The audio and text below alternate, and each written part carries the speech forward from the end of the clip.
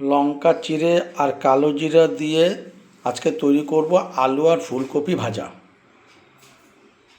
Copy ভাজার জন্য আমি গ্যাসের ওভেনে একটা কড়াই বসিয়ে দিয়েছি এবং তার ভিতরে পরিমাণ মতন তেলও দিয়েছি। তেলও আমাদের গরম হয়ে গেছে। এখন আমরা এর ভিতরে দেব 4টে কাঁচা লঙ্কা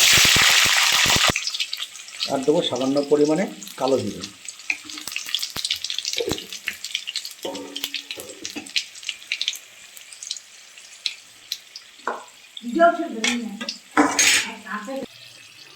আমাদের লঙ্কা এবং কালো জিরা ভাজা হয়ে গেছে। এখন আমরা এর ভিতরে দিয়ে দেবো কেটে রাখা আলু আর ফুলকপি টুকরোগুলোকে।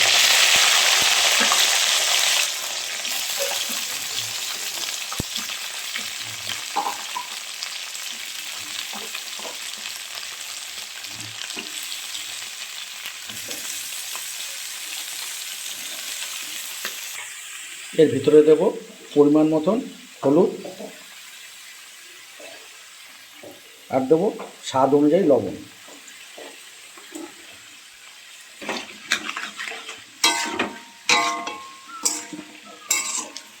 আমরা আলু আর ফুলকপিটাকে ভাজবো।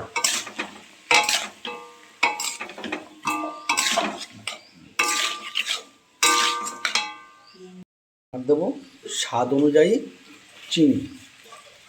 যেহেতু কপি হচ্ছে জলকা তরকারি, তাই আমরা একটু চিনিটাকে ব্যবহার করব।